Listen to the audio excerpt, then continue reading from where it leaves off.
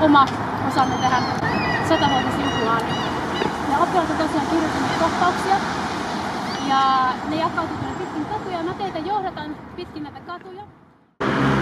Okei, entä sitten? Ehkä tää on joku Suomi 100V juttu, eikö kaikki on nyt jotain Suomi 100V? Ootko muuten kelannut mitä siistiä on, kun Suomi täyttää tänä vuonna 100 vuotta? Ai tää maa niinku vai ilmestyi jostain, pomppasi jostain merestä tai niinku sillä? No ei, mutta me oltu niinku itsenäisiä 100 vuotta sillä.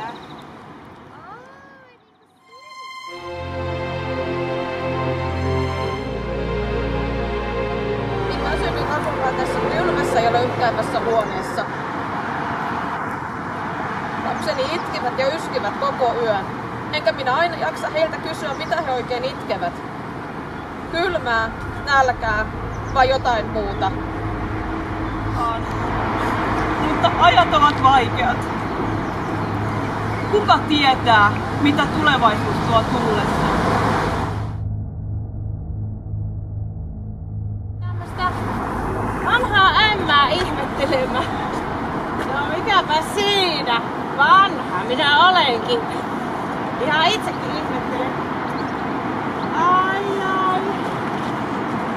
Ootteko sillä aikaa matkalla vuoteen 1917? Joo. On minulla niiltä ajoilta tarinoita. On. Niin. Eivät aina ymmärrä mistä siinä on kyse, mutta sä pärjäät siinä. Luota vaan itteensä unelmiin. Antaa ihmisten tulla. Kyllä kaikenlaista tapahtui niille naisille, jotka rakasti naisia. Se Amandakin, se suljettiin mielisairaalaan loppuiäkseen. Hysteerinen muka. Ja monia tuttuja vietiin kovisteltaviksi kamarille, kun oli nähty niiden käsi kädessä kulkevan. Martta ja Johanna, ne tuomittiin ehdonalaiseen vankeuteen. No, pakenivat sitten lopulta Ruotsiin, kun eivät kestäneet sitä julkisuutta ja häpeää.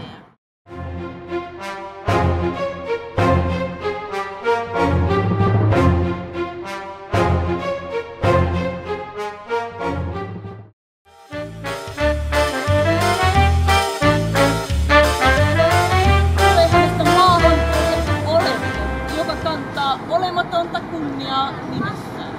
Neiti rouva, whatever. Mä oon silti swagin. Neiti. Tätä nimeä saavat naiset kantaa kehnosta hautaan nöyrästi. Ja nöyryytys se onkin, kun tarjoaa tuo ensin ruoan rouvalle ja vasta sitten hänen naimattomalle isosiskolle. Vai siis saleet tosi perseestä, mikä? Ajatelkaa nyt. Naisen nimitys on hänen siveellisen vaelluksensa mittapuus. Mies on tästä kaikesta vapaa. Hänen erottisia elämyksiään ei sekoiteta hänen nimensä. Olivat ne mitä vaan hyvät. What? Oikeesti? Nykynainen on lakannut olemasta pelkkä perheenjäsen ja kypsyytensä ihmisenä ja kansalaisena. Hän voi osoittaa monin tavoin avioliitosta riippumatta. No siis avioliitto on so last season, mut mä ajutellut aina vuoden yhden tyypin kanssa snapissa. Se osoittaa naisen kohoamista sukupuoliolennosta täyteen persoonallisuuteen. Mikä maailma? Mä saatan sitten jollain.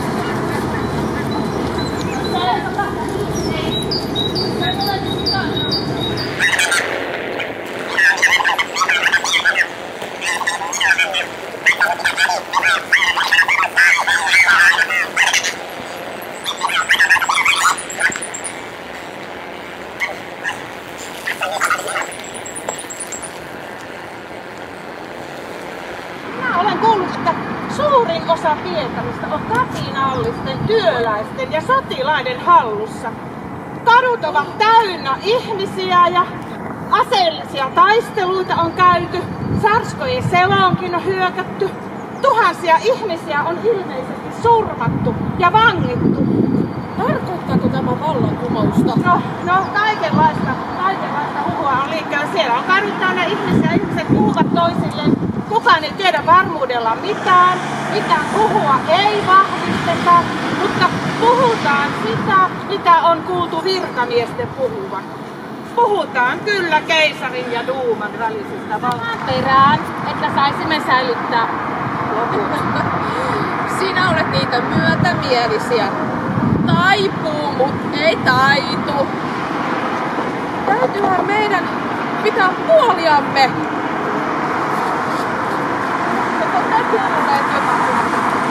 Vallankumous on alkanut. Minä olin yksi sen ensimmäisiä todistajia viime yönä. Vieläkään oikein tajua, mitä tapahtui, mutta painajaiselta se tuntuu. Kertokaa, hyvä mies! Työskentelen puuseppänä venäläisellä laivalla virolaisten ja puolalaisten kanssa. Meillä ei liikkunut huhuja kauan ennen kuin viime yönä se sitten tapahtui. No mitä tapahtui? Kerro nyt, hyvä mies. Töiden jälkeen matroisit kutsuivat meidät kanssaan illalliselle. Ruokana oli kaalikeittoa. Illallisen jälkeen aloimme katsoa elokuvaa. Yhtäkkiä ulkoa kuului kovaa meteliä ja laukauksia. Yritimme säännätä kannelle, mutta vartijat estivät ulospääsyn. Tajusimme, että vallankumous on alkanut, kun satamassa kajahteli laukauksia ja sitten taas uuden laivan vastaan nousi punainen lippu. Sotalaivojen tykit kääntyivät yksitellen meidän laivaa kohti. Ja lopulta satamassa oli yksi ainoa laiva, joka oli yhtynyt vallankumoukseen. Se oli meidän laiva. Upseerit sulkeutuivat messiin ja kieltäytyivät kapinalipun nostamisesta. Vastarintaa tehneet upseerit surmattiin ja laiva nosti punaisen lipun. Siitä minä tiedän, että vallankumous on alkanut. Minä olen nähnyt niin monen kuolleen upseerin ruumiit kaupungilla, että minun oli pakko päästä pois sieltä. Mutta me selisitte sentään hengissä. Oi, syttyykö tästä nyt sotaa? Tulevatko ne nyt tänne ampumaan meitä? Rauhoitu nyt, hyvä rouva. Me emme tiedä. No onneksi säilytte hengissä. En minä olekaan upseeri. Eivät he meitä halua ampua. Ellette nyt lähde tuonne keskustaan maalitalluiksi. Tiedättekö te jo? Oletteko te käyneet kaupungilla? Se on kuulkaa tulvillaan sotilaita ja uteliaita kaupunkilaisia. Suurin osa kahviloista ja kaupoista ja tehtaista on sulkenut ovensa, eikä kaduilla näkynyt venäläisiä poliiseja. Kaupungilla on kuultu laukausten ääniä ja nähty kuolleita ja vaikeasti haavoittuneita upseereita. Minä näin, kun palokunta korjasi vallankumouksen uhrit kadulta ja toimitti heidät kai sairaalaan tai ruumishuoneelle. Koko kaupunki on ihan sekaisin. Onko vallankumous todella alkanut? Näin olen kuullut. Kuulin myös huhuja, että Pietarissa ovat sotilaat kieltäytyneet ampumasta enempää omia kansalaisia ja liittyneet vakkoilijoiden ja mellakoitsijoiden puolelle. Ja että keisari Nikolai II syöstiin vallasta ja luopui kruunustaan toissa päivänä. Uskomatonta, keisarikunta on... No kuka sitten sai kruunun? Keisarin verenvuototautinen poikalapsi on tuskin kykeneväinen. Hän yritti antaa sen nuoremmalle veljelleen, Mikail Aleksandrovitsille. Tähän kieltäytyi. Ja sitten vallan ottivat Venäjän duuma ja sen muodostama väliaikainen hallitus. Ajatelkaa, Romanovien pitkä hallintokausi on päättynyt. Keisarikunta on muuttunut tasavallaksi. Jonosta pääsi köyhä kansa, on tullut päivä kunniaan. Te ylitsenne lippuansa, nyt sorron näette nostavan. Nyt sorron näette nostavan. Vihaisa riistäjämme ärjyy, ne meidät orjan työhön vie. Lapsemme viepi vieron tie, ees vielä viluissansa värjyy. Aseihin astukaa ja vasten sortajaa. Espäin, lyökäämme näin, pois valtarissa jäin.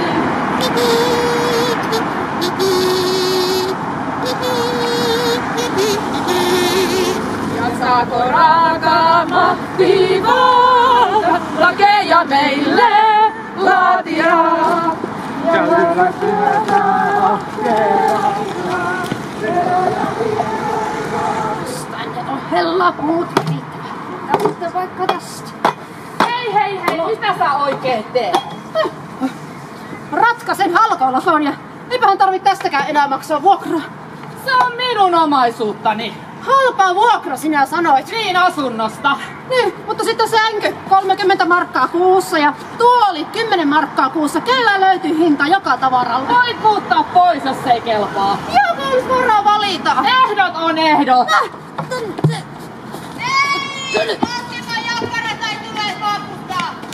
No niin, jos selitetään mistä tässä on kyse, rautus nyt se pampukaa, ei mitään hätää. Ei tarvitse puuttua. Kyllä tässä osataan itsekin järjestystä ylläpitää. Jaahas, ei teistä sosiaalidemokraateista ole poliisiksi. Eikä kyllä teistä ylioppilaista. Meillä amatööri oli minkäänlaista pätevyyttä pitää järjestystä yllä. Kyllä koulutus täytyy olla. Ja mitäs meinasit tuolle kaverille teet? Puhua kieliä vai pistää yhtälöön? Hän se tässä rikollinen on. Kiskuri! Olen poliisi! Sosiaalidemokraattinen. Itse asiassa te olette nyt asianosainen, joten ette voi toimia tässä puolueettomasti poliisina. Immanuel Kantin moraalilain mukaisesti tarkastellen kategorinen imperatiivi ei tässä toteudu. Minä sinulle kuule imperatiivi käytän. Ei! Seis! Ai tulee pampustaa! Kutsukaa puolueeton poliisi!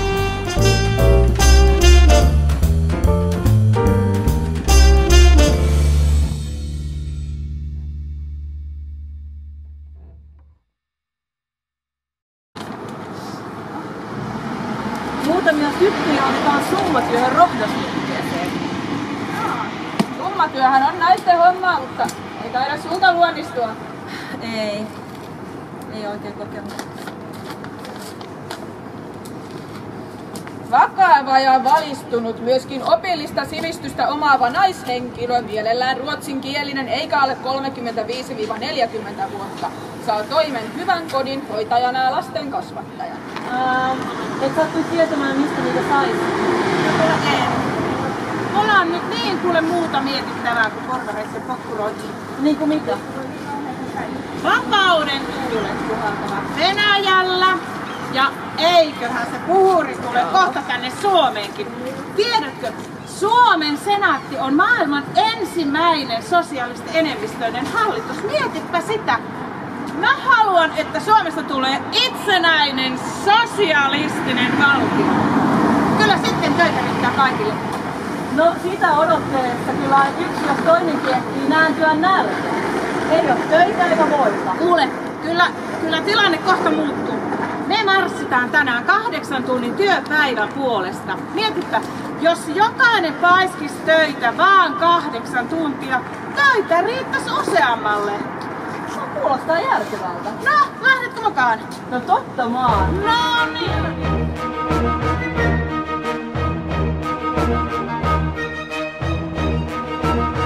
Vaan näyttää aina pitenevä. Oi vittu, on tää yhtä hullun myllyä. Onko kaikki hyvin? Ei ole. Hävettää olla tässä jonossa. Mä sain 5 vuotta sitten kenkää YT-neuvottelussa ja vieläkin on pakakeen ruoka täältä. Tiedän tunteen. Minäkin olen ollut työttömänä jo 3 vuotta ja töitä ei vaan tahdo löytyä millään. Aina on joku fiksumpia, parempia, nuorempia, vaikka mitä. No kyllä minäkin haluaisin pärjätä omillani, mutta eihän ne työttömän rahat riitä kaikkeen elämiseen. No ei ne kuule riitä meilläkään. Poika pelaa jääkiekkoa ja se on hänelle sitten niin tärkeä ja rakas harrastus. Mutta niin perkeleen kallis harrastus. Niin on. Messun jälkeen kirkkokansa-autolla ollaan virsiä. Mutta silloin Järnefeltin kannattajat alkoi huutaa. Soitto on lopetettava! Papitalas! He halusi Järnefeltin saarnastuoliin. Mutta kanttori se vain jatko soittamista ylhäällä parvella. Ja lukkari laulaa. No, silloin penkistä nousi nuoria miehiä. Järnefeltin kannattajia. Ne nousi toistensa hartioille ja ne muodosti sellaisen ihmispyramidin. Se oli aikamoinen urheilusuoritus. Sitten kiipesi sinne urkuparvelle ja ne hiljenti kanttoriin ja lukkariin ja hiljeni. Ja sitten Järnefelt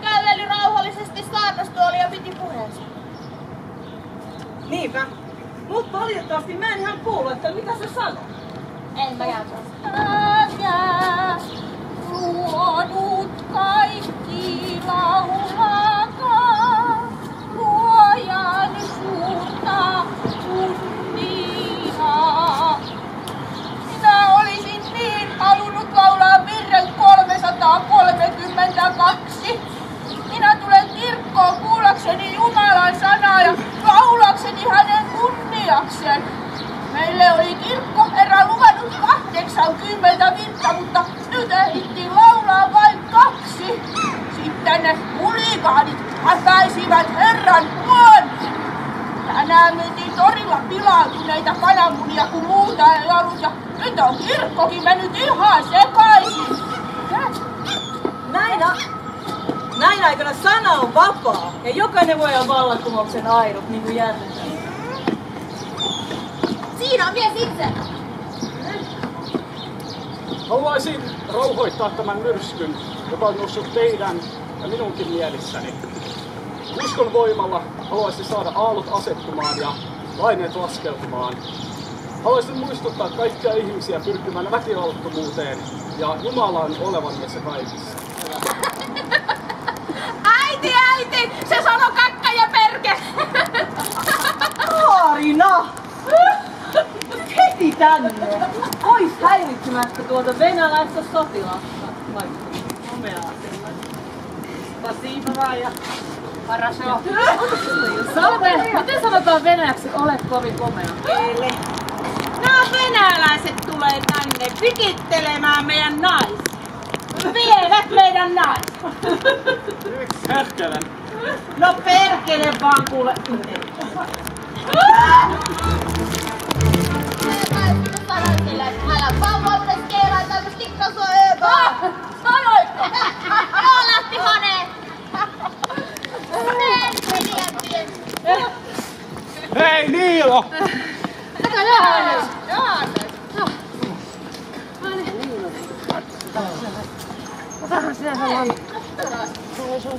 Älä anna tuttua porukkaa. Näköjään. Näköisette joutua kamarille kokoonsa. Hei, koitas viedä! Näette sotilaisen, sen kansalleja. Mä himpon pulisaisen ja käytän mallia. Mulla aivan leveä kalli ja kiva peräpääs. Mä olen sokin malli, vai onkin näppärääs. Hellurei, hei ja rallalla. Himpun algralli kallellaan. Joskus on aika suussa, kun pistaa me jorrataan. Kutsumus, nyt ryskyn murtuu pakko valta. Tää on viime ponnistus. Korja vanhan järjestyksen orjajoukko taistohon. Alas lyökää koko vanha maailma ja valta teidän silloin on. Tää on viimeinen taisto, rintamaamme yhtykää. Niin huomispäivänä kansat on veljet keskenään. Tää on viimeinen taisto, rintamaamme yhtykää. Niin huomispäivänä kansat on veljet keskenään. Ei muuta johtaja, ei luoja, kuin kansa kaikki valtias. Se yhteisonnen saata suoja, se on turva tarmokas. Estä leivän hengen kunniamme, yössä sorron turmion. Kukin painakaamme palkeitamme, kun käymme työhön taistoon.